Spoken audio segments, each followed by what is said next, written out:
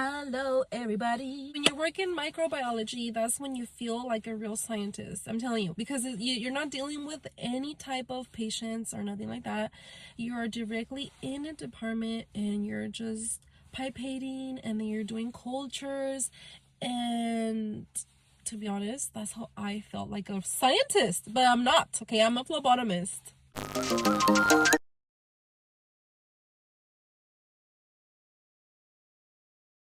Hello everyone. As a new phlebotomist, you have to learn eventually how to do microbiology and specimen processing. But this video is going to be all about microbiology, okay?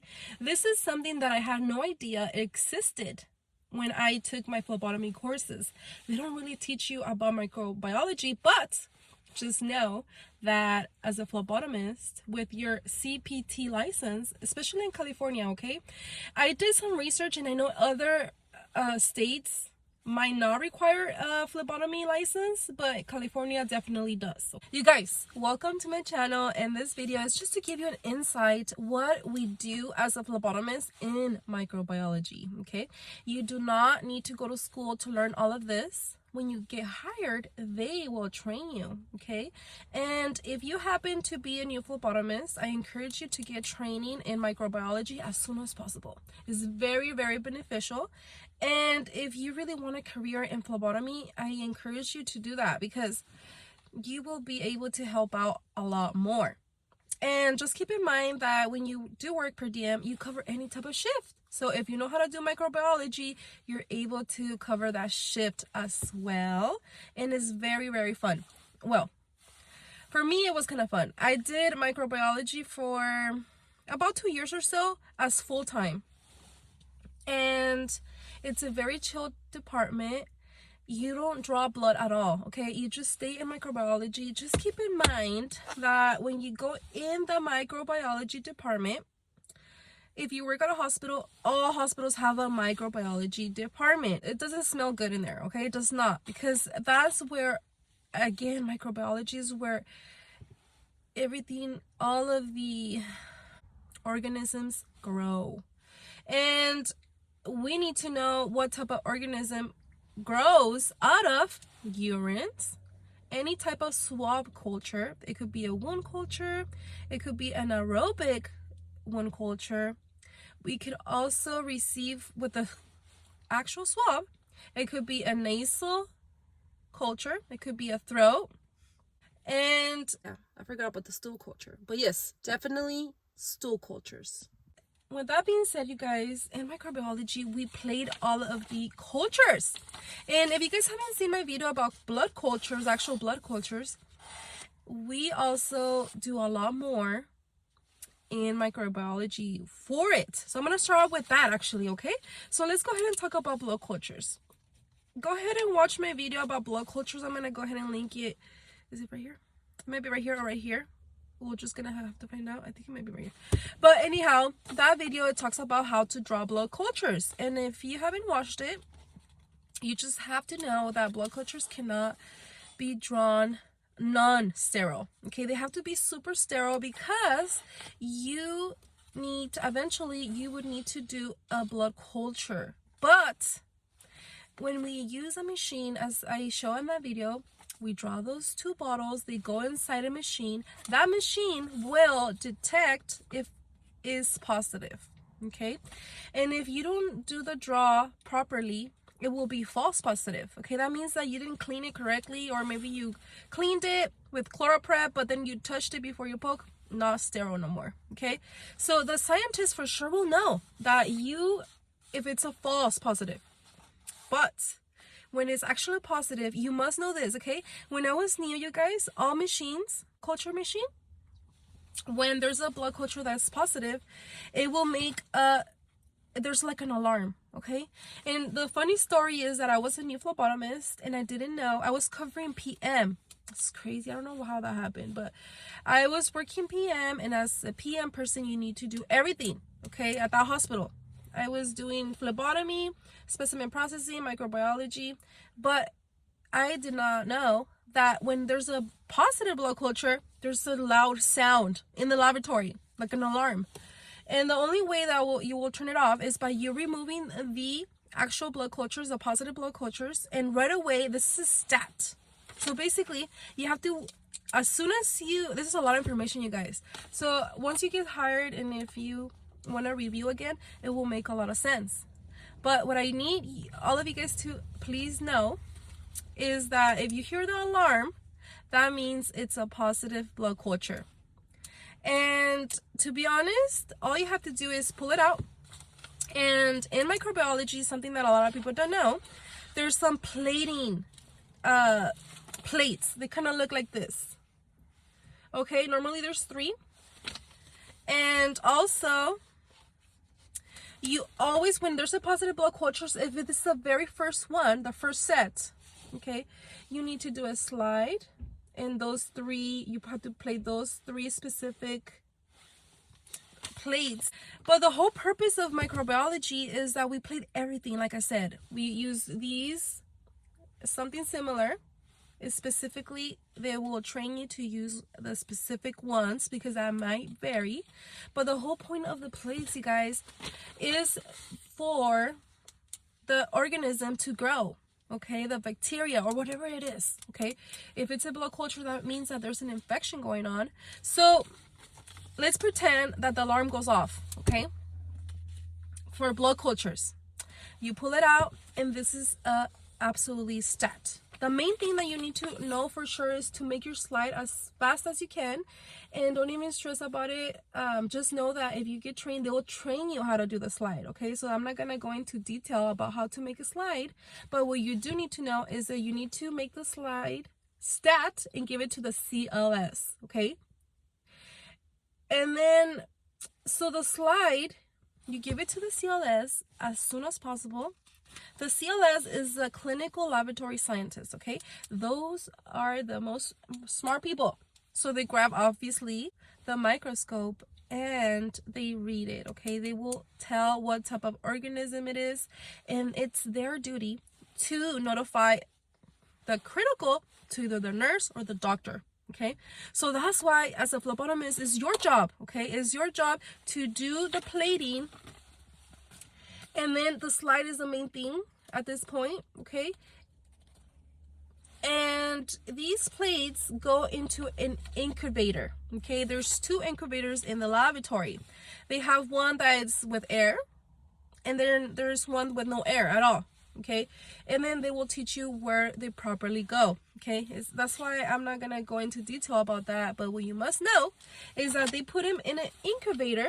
These plates, they put them in the incubator, and the incubator makes the organism grow. Okay, it could be the bacteria or whatever's going on. Okay, so after you do that, that's it. Okay, the CLS then takes over. Okay, they are the ones who need to do whatever they need to do.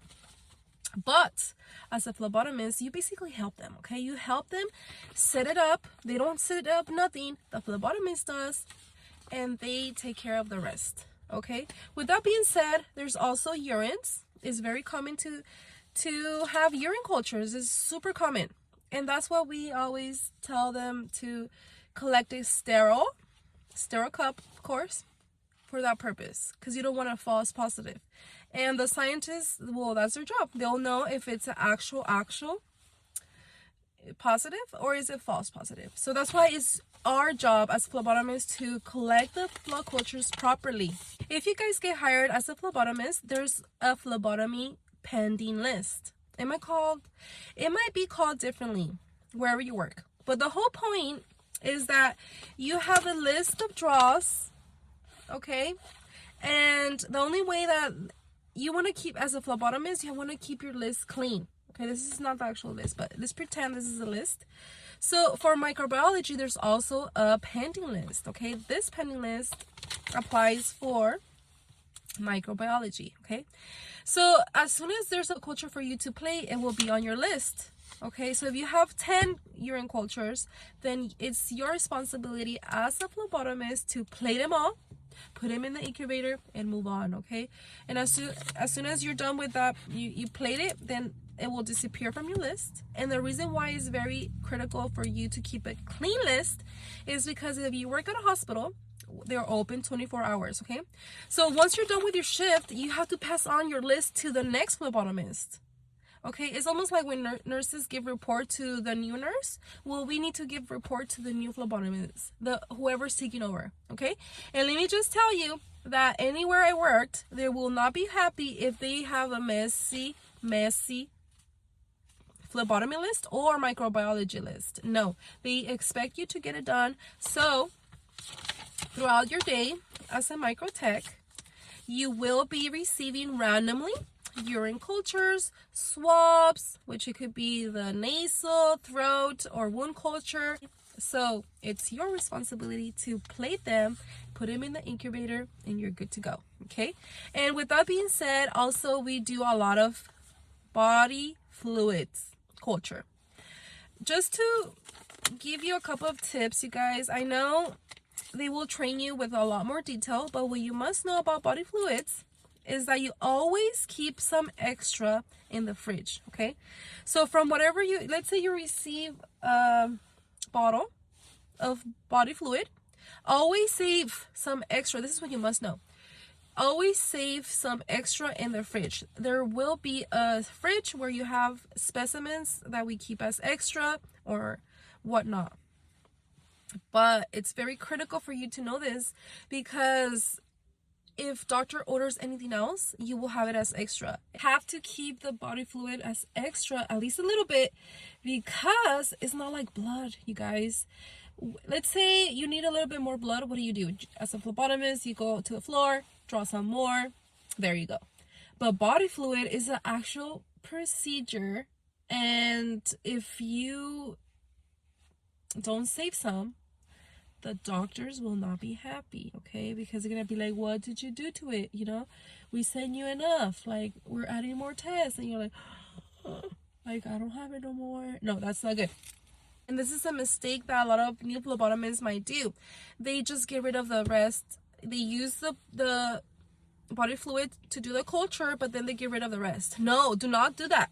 Okay, well, you must know. Okay, let's pretend that you receive I hope everything's making sense. I know it's a lot of information, it's a lot, but trust me, you will get it. And hopefully this just gives you an insight of what phlebotomy could be. So when doctors order body fluids, they normally want a culture, of course, but there's a lot more orders. Okay, so I normally get, let me see, 1, 2, 3. Some of them come with the actual tubes. If they come in the actual tubes, you don't have to worry about transferring them. But if they come in a huge bottle, so you need to transfer the body fluid properly. So if they don't come in, they literally look like tubes. Okay, sometimes they bring 3 tubes, and that's perfect, because you give 1 to hematology. That's for the cell count body fluid. I know, who would have thought? And there's also one of those clear tubes goes to chemistry, because for body fluid, doctors also check the protein in the body fluid. And the 3rd tube goes to microbiology. And what you must know is that the tubes that go to chemistry and microbiology, before you plate it, you take it, you put it in the centrifuge. I know it's a lot of information, but trust me, if you happen to work there, that's something that a lot of people mess up. It's because they're hard. Body fluids, they're hard, but over time you'll get it. So you always want to keep extra for that same reason. Okay, the reason why you want to spin it down is because what you're plating for the culture is the cells.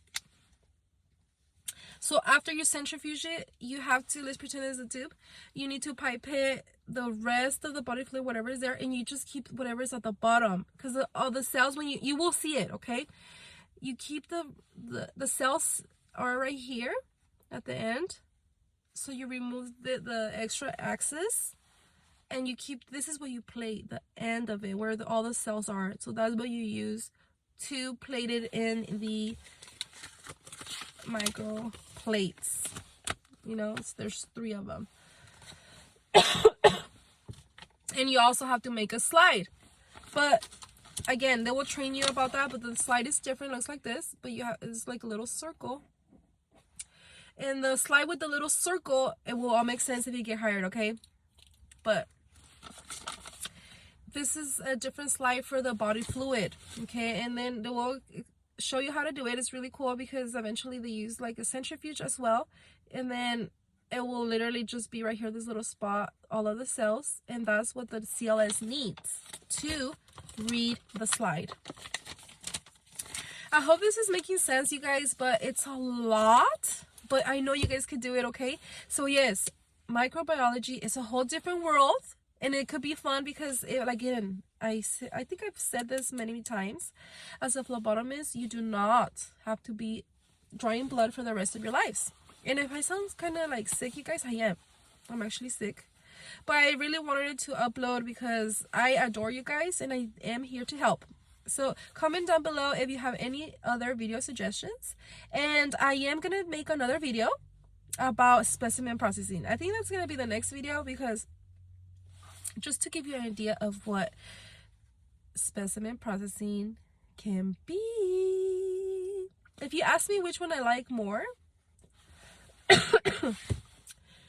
I like everything. That's why I love phlebotomy, because every day could be different, and if you do happen to work at a hospital, there's opportunities to be doing something different every day.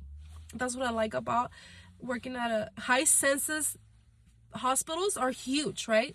And what I like about those is that you get assigned to a floor all day, but the next day you don't have to be in the same floor. For example, if you're assigned to the ER today, tomorrow you're going to be assigned to a different floor, okay? Something completely different. Or maybe the next day you might be in microbiology. You never know. It just all depends. But I let go of that department where I used to work. It was really cool because all I would do is microbiology and specimen processing.